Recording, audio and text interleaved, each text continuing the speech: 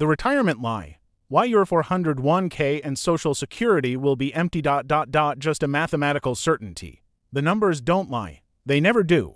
Your 401k statements are a cruel joke, a stack of paper promises backed by nothing but the desperate hope of future generations. The politicians and central bankers have set the table for a heist unlike anything we've ever seen. They call it inflation, I call it theft. They tell you to save more, to invest consistently, to trust the system. But the truth is, the system is designed to eat your savings from the inside out like rust on an old machine. Look at your wallet right now. Hold up those paper dollars. The value of that currency is evaporating faster than gasoline on hot concrete. The purchasing power of every single paycheck you earn, every single dollar you save, is being silently debased by design. It's not a mistake, it's a feature. The entire financial architecture of this country, from Social Security to your corporate pension, is built on a foundation of shifting sand. Every month, you dutifully send a percentage of your paycheck into that 401k. You see the numbers on the screen go up. You feel a sense of security, a warm blanket of future comfort, but those numbers are just a mirage. They are digital entries on a ledger denominated in a currency that is losing its buying power faster than a sinking ship takes on water. The market returns you're celebrating, they are almost entirely negated by the invisible tax of inflation. The government prints endless new dollars, diluting the value of your existing dollars, and then tells you to be happy when the stock market goes up by 10%. But what if real-world inflation on basic necessities like housing, food, and energy is actually 20%? You're actually losing ground, you're losing money every single day, and you don't even realize it because the mainstream media is feeding you a narrative of stability and strength. This isn't just about bad government spending or supply chain issues. This is about a fundamental flaw in the financial model that has been hidden from you for decades. The 401k and Social Security systems are a pyramid scheme.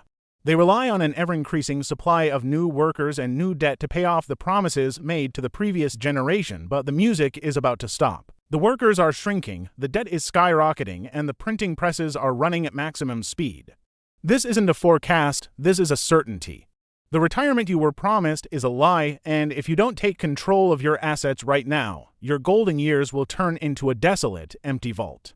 Chapter 1. The Social Security Ponzi Scheme. The propaganda, the mainstream media, the politicians in Washington, and the talking heads on cable news constantly tell you that Social Security is sacred. They call it a trust fund. They tell you that you've paid into it your entire working life and that the money is sitting in a lockbox waiting for you in retirement. They claim that cutting Social Security benefits is unthinkable, a violation of a covenant between the government and the people. Every election cycle, candidates promise to protect Social Security, to keep their hands off the trust fund. They talk about small adjustments to contributions or benefits, but they never discuss the mathematical impossibility of the system's structure. This propaganda paints a picture of a secure safety net, a bedrock of American retirement. The hidden mechanics. Let's break down what the Social Security Trust Fund actually is. It's not a physical vault filled with gold bars or cash. It's not a diversified portfolio of stocks and bonds. The Social Security Trust Fund holds non-marketable U.S. Treasury bonds. These bonds are IOUs that the government issues to itself. When you pay FICA taxes, that money immediately goes into the government's general fund to pay for current government spending. The government then writes an IOU to the Social Security Trust Fund, promising to pay that money back later with interest. This is a pay-as-you-go system. The money you pay today supports the retiree of today. The problem is a demographic time bomb, the worker-to-retiree ratio. In 1945, there were roughly 40 workers for every retiree. Today, that number has plummeted to less than 3 workers for every retiree. The Social Security Administration's own chief actuary projects that by 2033, the trust fund will be exhausted. At that point, the system will only be able to pay approximately 80% of promised benefits. To keep paying benefits in full, the government would have to either print massive amounts of new currency or raise taxes dramatically, further strangling the economy and collapsing the entire system. The victim-villain story. Imagine a blue-collar worker named Joe. He worked in a factory for 40 years. Every week, he watched as a chunk of his hard-earned paycheck disappeared under the FICA tax line. He was told this money was for his retirement. He saw his factory close, his industry move overseas, and his town decay. Now, at 65, he's ready to retire, expecting those monthly checks. He opens his mailbox and finds a statement informing him that his benefits will be reduced by 20%. The villain here isn't a single hedge fund manager. It's the entire political class that spent Joe's money decades ago, using it to fund wars and subsidies and pork projects, and then promised to pay him back with IOUs that are now worthless pieces of paper in a collapsing system. Joe is left with nothing but empty pockets and the bitter taste of betrayal. Historical parallel: the Social Security system mirrors a classic pyramid scheme or a high-level Ponzi scheme, similar to those that collapsed under their own weight throughout history. Look at the Weimar Republic in Germany. After World War I, the government promised vast benefits and reparations, but when the currency collapsed due to hyperinflation, all those promises became worthless. A similar, smaller-scale example occurred in the U.S. with defined benefit pension plans like Detroit's municipal system. When the city's tax revenue dried up, the promises made to retirees became fiction. The city declared bankruptcy and benefits were cut, leaving thousands of former police officers and firefighters with shattered retirement dreams. The Social Security system is on the exact same trajectory, just on a national scale. Chapter 2: The 401k Illusion. The propaganda, the mainstream media, and financial advisors preach the gospel of the 401k. They tell you to max out your contributions, to get the company match, and to let compounding interest work its magic. The official story is that the stock market always goes up in the long run. They show you charts of historical returns, projecting double-digit growth rates that guarantee you'll be a millionaire by the time you're 65. The message is simple: put your money in, forget about it, and a pile of money will appear when you retire. This narrative is pushed by a powerful industry of asset managers who profit from every dollar you invest, regardless of whether you make money or lose money. The hidden mechanics: the 401k was a stealth operation to shift responsibility from corporations to individuals. In the past, defined benefit pensions guaranteed a specific monthly payment for life, placing the risk on the company. The 401k changed everything. It shifted all market risk to you, the individual investor. The hidden mechanics are brutal. First, inflation.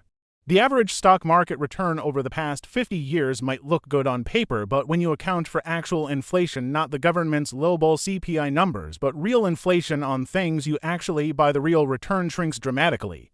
Second, fees. The investment industry makes billions from your 401k. Expense ratios, fund management fees, advisory fees, and trading commissions constantly chip away at your returns.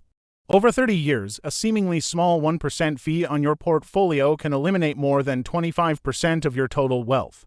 The third hidden mechanic is market correlation. The diversification advice fails spectacularly when central bank actions inflate all assets simultaneously. When the bubble pops, both stocks and bonds often crash together, leaving the retiree with no safe harbor. The victim-villain story: consider Sarah, a nurse who started saving in her 401k at 22 years old. She worked extra shifts, lived frugally, and consistently contributed to her company's plan, dutifully following the buy and hold mantra. She looks at her statements, seeing the balance grow, believing she's secure. The villain is the asset management firm that collects a 1% management fee on her and millions of other workers' funds. The firm's CEO buys a new private jet while Sarah works exhausting shifts. The market crashes, Sarah loses 30% of her paper gains, but the fund manager still collects their 1% fee on the remaining assets. The villain wins regardless of whether the victim succeeds or fails. Sarah is left holding a portfolio that has lost its purchasing power while the fees continue to drain her savings. Historical parallel: the 401k illusion shares similarities with the South Sea bubble in 18th century England. Companies were created with no actual business purpose, solely existing on the promise of future returns. The public piled in, buying shares based on hype and speculation, convinced they were getting rich. When the speculation ended, the value of the stock collapsed, wiping out entire fortunes and ruining thousands of people. The current stock market, fueled by central bank liquidity, operates on a similar principle of hype and promise rather than underlying value. The 401k system funnels naive investors' capital directly into this speculative machine, leaving them vulnerable to the inevitable crash. Chapter 3: The inflation heist. The propaganda. The official narrative from the Federal Reserve and the financial media is that inflation is transitory. They blame supply chain disruptions, a strong post-pandemic economy, and geopolitical events for rising prices. They assure you that inflation will eventually return to the target rate of 2%, a magical number they claim provides stability without debasing the currency too much. They measure inflation using the Consumer Price Index (CPI), a basket of goods and services that they constantly adjust to downplay actual price increases. They use statistical adjustments like hedonic adjustments to hide the true destruction of purchasing power. The hidden mechanics, the true cause of inflation, is currency debasement. When a central bank increases the money supply faster than economic output grows, each unit of currency loses value. The mechanism for this today is quantitative easing (QE). The Federal Reserve digitally creates new dollars and uses them to buy assets from commercial banks. This injects massive amounts of new liquidity into the financial system. This new money doesn't initially go to consumers, it goes into asset prices. It inflates the value of stocks, real estate, and financial derivatives, creating a wealth effect for the already wealthy. Eventually, that liquidity spills over into the real economy, chasing a fixed supply of goods and services. When too many dollars chase too few goods, prices skyrocket. The CPI calculation is manipulated to exclude items like housing prices and energy costs when they spike. The shadow stats calculation shows real inflation rates often in double digits, far exceeding the official numbers. The victim-villain story: meet Mike, a construction worker who relies on his truck for work. He sees gas prices rise, food prices climb, and his rent increase by 30% in 2 years. He's working more hours, but his paycheck buys less and less. He's on the hamster wheel of inflation, running faster just to stay in place. The villain is the central banker, Jerome Powell, sitting in an air-conditioned office in Washington, D.C., giving speeches about price stability while Mike's family struggles to afford groceries. The wealth transfer from Main Street to Wall Street happens during inflation. Wall Street holds assets that increase in value, while Main Street holds cash savings and wages that decrease in value. The inflation heist is the greatest transfer of wealth from the poor and middle class to the rich in history. Historical parallel: the inflation heist is not new. It has destroyed empires throughout history. The Roman Empire, in its later stages, debased its currency by reducing the silver content to finance military spending and public handouts. As the silver content decreased, the value of the coin plummeted, leading to price instability and economic chaos. Weimar Germany provides an even more vivid example. Hyperinflation wiped out all savings, turning life savings into worthless paper. Chapter 4: The Fed's Interest Rate Trap. The propaganda: the Federal Reserve positions itself as a benevolent force, guided by a dual mandate to achieve maximum employment and price stability. They claim that raising and lowering interest rates is a precise, surgical tool to keep the economy balanced, like a thermostat controlling the temperature of a building. The mainstream media celebrates every hike or cut, framing it as the Fed's careful management of the economic cycle. They tell us that interest rate increases are necessary medicine to bring inflation back down to acceptable levels, even if it causes a little pain.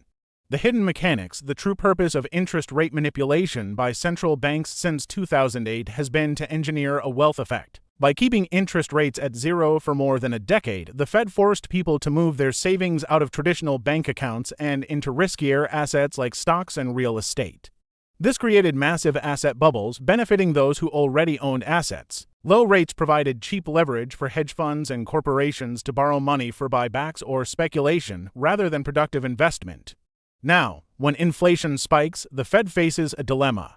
If they raise rates to fight inflation, they risk crashing the asset bubbles they created and triggering a massive recession. If they keep rates low, inflation continues to rage, destroying the purchasing power of the middle class.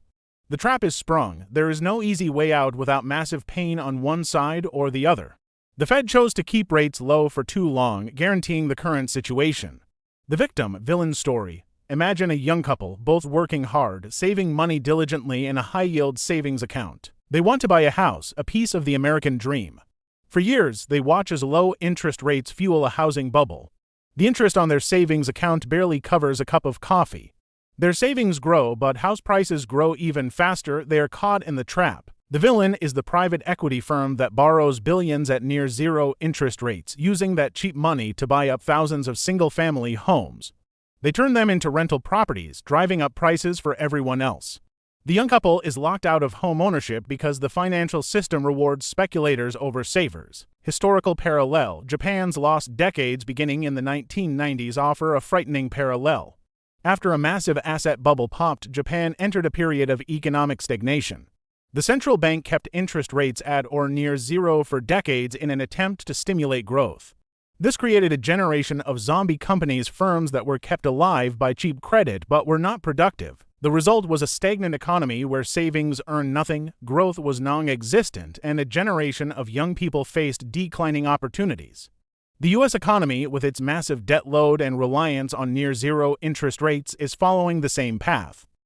Chapter 5: The Demographic Time Bomb. The propaganda. We are told to view population changes as a natural part of history. The media frames it as a boomer retirement wave that requires adjustment. They talk about technological solutions to increase productivity or immigration policies to supplement the workforce. The political dialogue avoids the core mathematical reality. A shrinking workforce cannot possibly support an expanding retiree population without causing a total economic collapse. The official lie suggests that the problem can be managed with minor tweaks to policy. The hidden mechanics. The core mechanic here is the dependency ratio. This ratio measures the number of non-working individuals supported by working-age individuals. In the U.S., the ratio of people aged 65 and over to working-age people is skyrocketing. The baby boomer generation, a massive cohort, is now retiring in droves. At the same time, birth rates in developed nations have fallen dramatically below replacement level. This creates an inverted population pyramid where the top is larger than the base. The Social Security system, a pay-as-you-go scheme, requires more people paying into the system than drawing from it. When this ratio inverts, the system becomes mathematically insolvent. There isn't enough productive output from the working population to support the retirement promised to the previous generation. The only solutions are to raise taxes on the workers, drastically cut benefits, or print new currency. The victim-villain story. Consider Sarah, a young professional in her early 30s, burdened by massive student debt and the highest cost of living in history.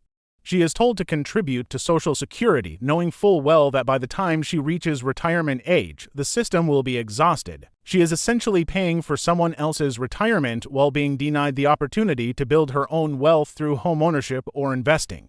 The villain here is the previous generation that benefited from high growth and low debt, leaving the current generation with an empty trust fund and a crushing debt burden. The boomers, who were promised a secure retirement, will receive their benefits while the younger generation is forced to pick up the tab for a bankrupt system. Historical parallel. History is littered with examples of civilizations collapsing when the cost of supporting a non-productive population exceeded the capacity of the workforce. Ancient Rome's decline involved massive public spending, bread and circuses for the populace, and an expanding military, all paid for by debasing currency and increasing taxes. The tax base shrank as the economy decayed. The result was a slow, agonizing collapse of the financial and social structures of the empire.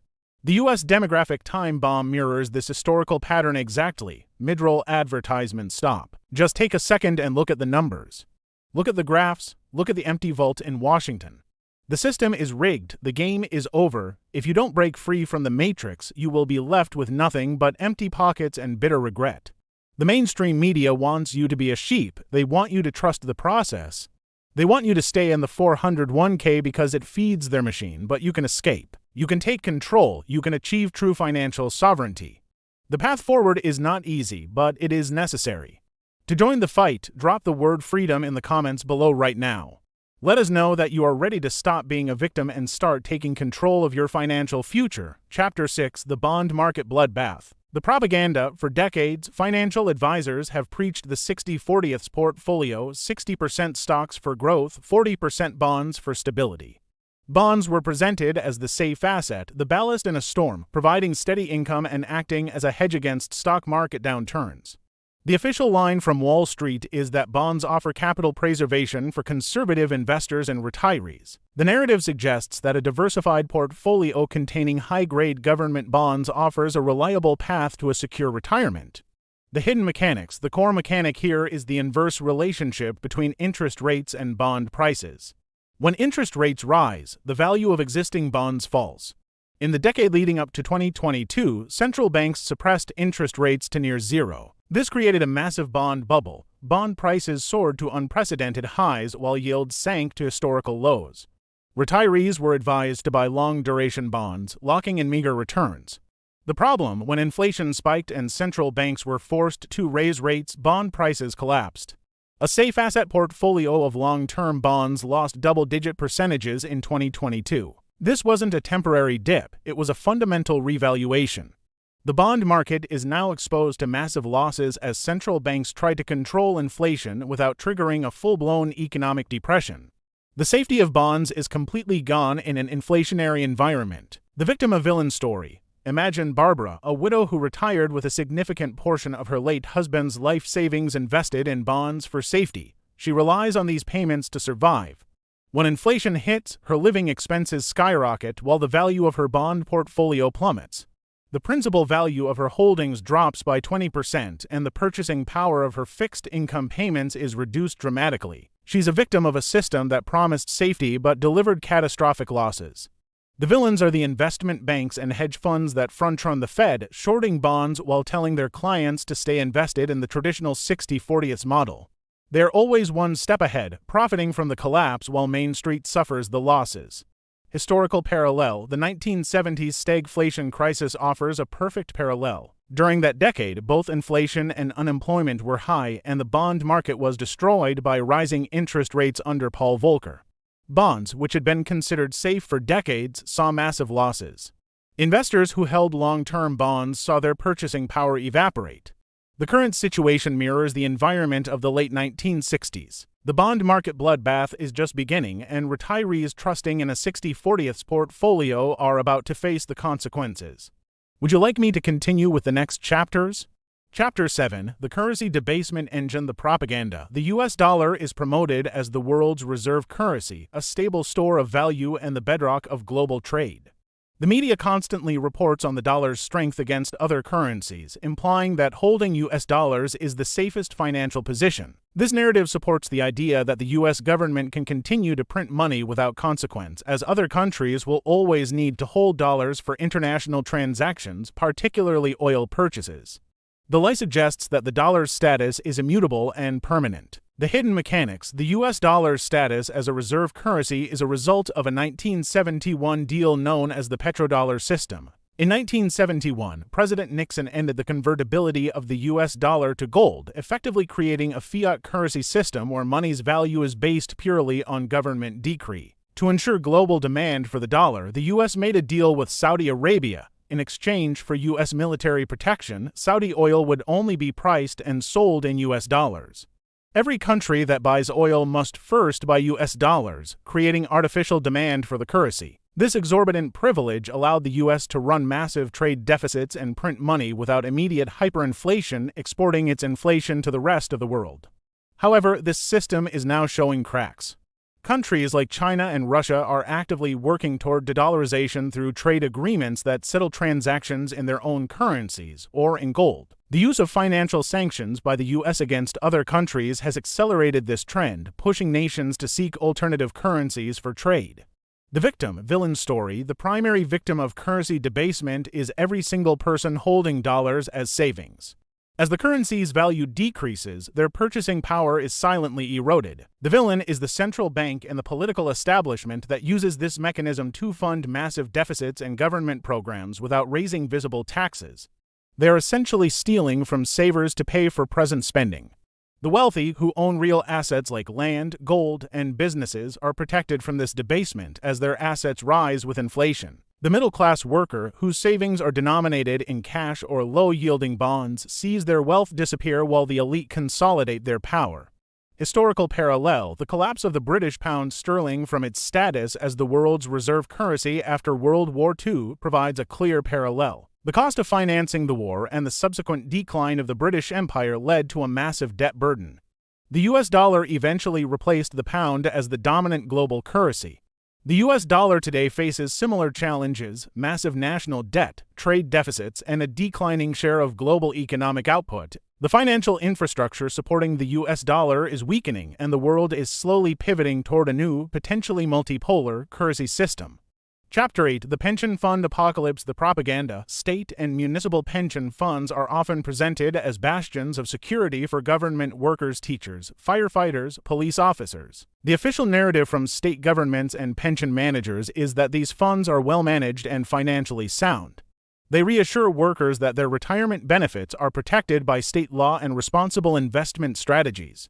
They present actuarial tables and financial reports that project long-term solvency, painting a picture of stability and reliable income for life. The hidden mechanics, the reality of public pensions, is a ticking time bomb of unfunded liabilities. This term refers to the difference between the money promised to retirees and the money actually available in the fund.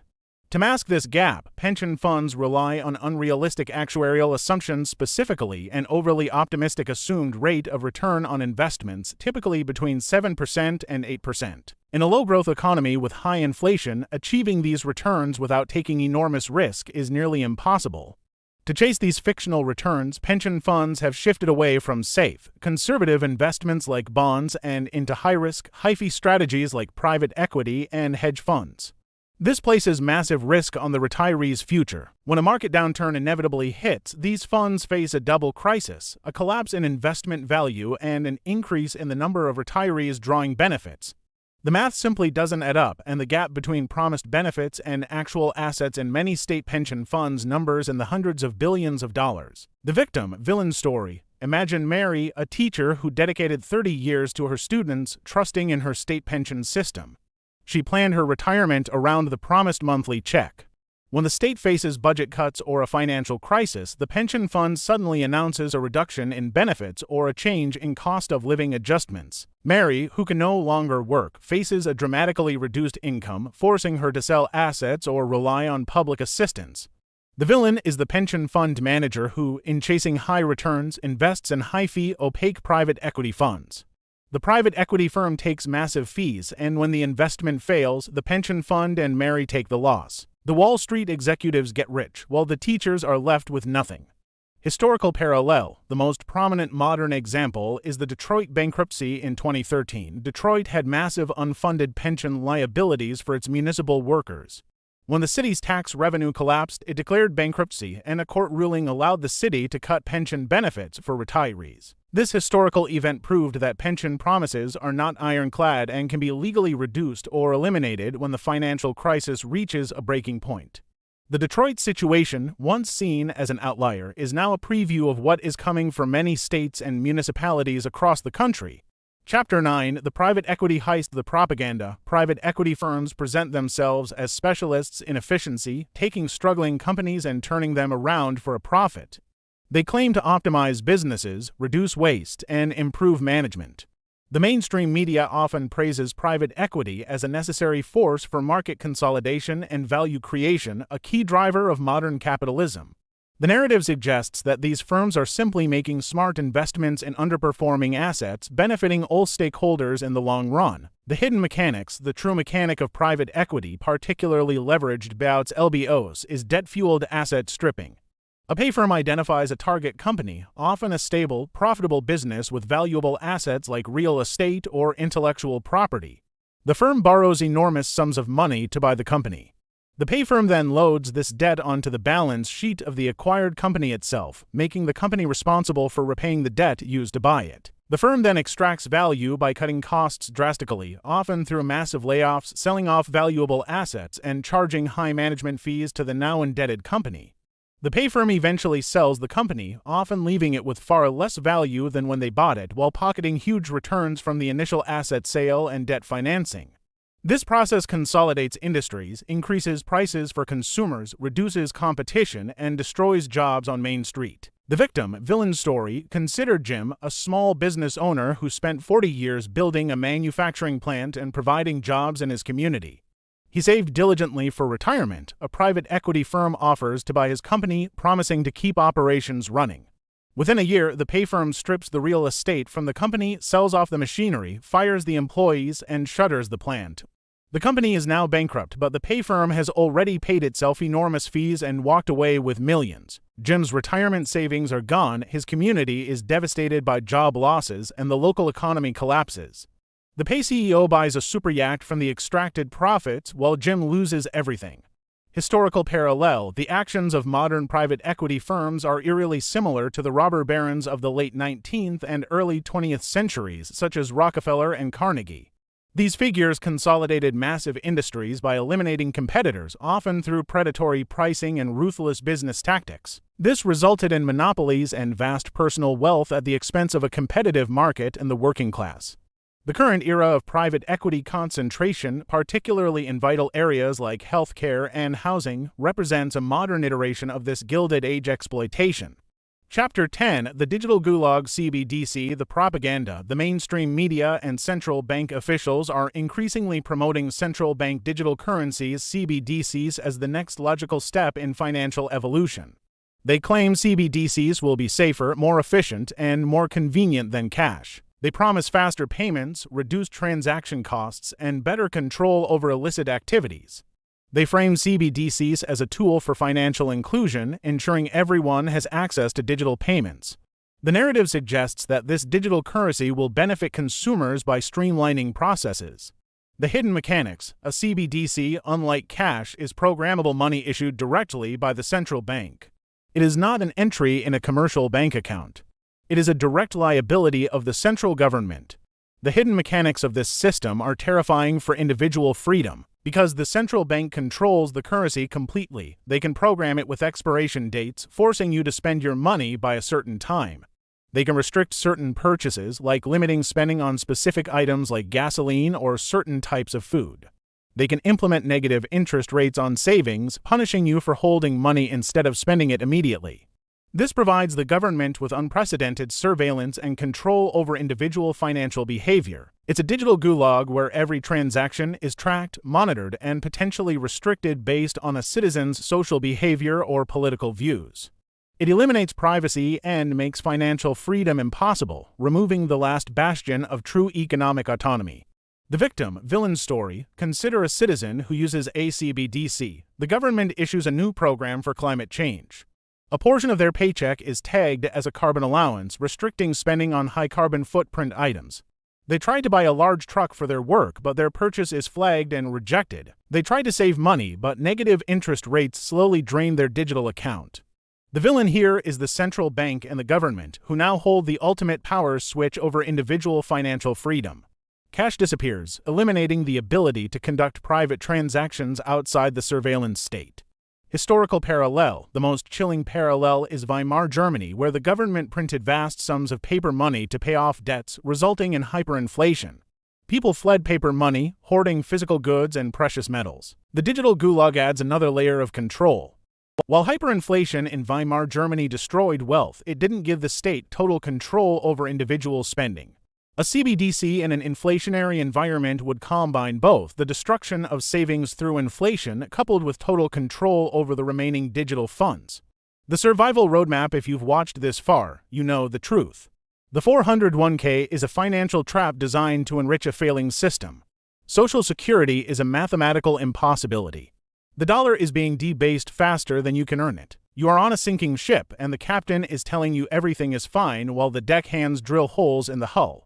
You cannot afford to wait for the system to change. You must take immediate action to protect yourself and your family. The path forward is not found in more complex financial derivatives or high-risk trading. The path forward is found in hard assets, productive assets, and financial sovereignty. Hard assets: gold, silver, and Bitcoin. When governments and central banks destroy fiat currency through overprinting, real physical assets retain their value. For thousands of years, gold and silver have served as the ultimate store of value. They are physical, finite, and cannot be created by a government printing press. When you hold physical gold bars or silver coins, you are holding wealth that exists outside the banking system. You are holding true financial sovereignty. This is not about getting rich, this is about preserving wealth. Gold and silver act as a hedge against inflation. They are a lifeboat when the currency ship sinks. When the digital systems fail, when the power grid goes down, physical assets in your possession retain their value. Bitcoin is the digital equivalent of gold. It is a new technology, but it operates under a similar principle of scarcity and decentralization. Unlike fiat currency, Bitcoin has a fixed supply limit of 21 million coins. No central bank can print more Bitcoin.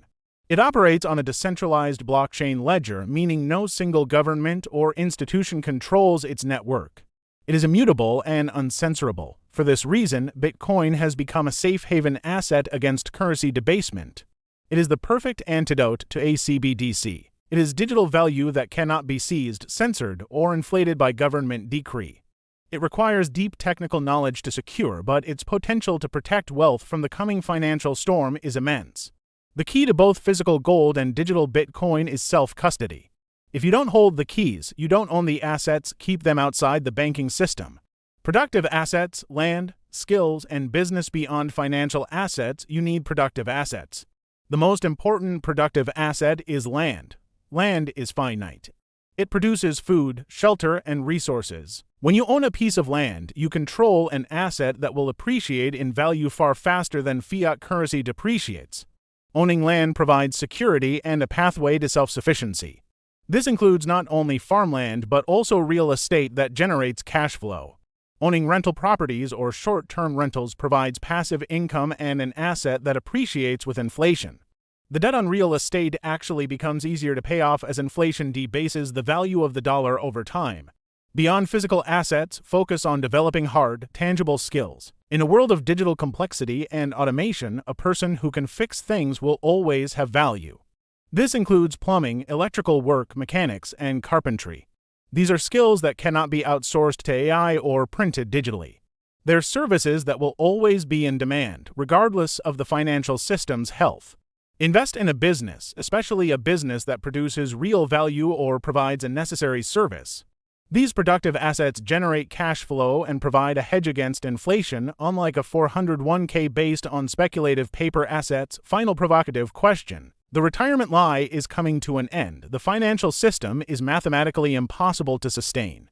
You have two choices: continue to believe the propaganda and remain a victim of the coming financial collapse, or take control of your future by investing in hard assets and building a foundation of true financial sovereignty.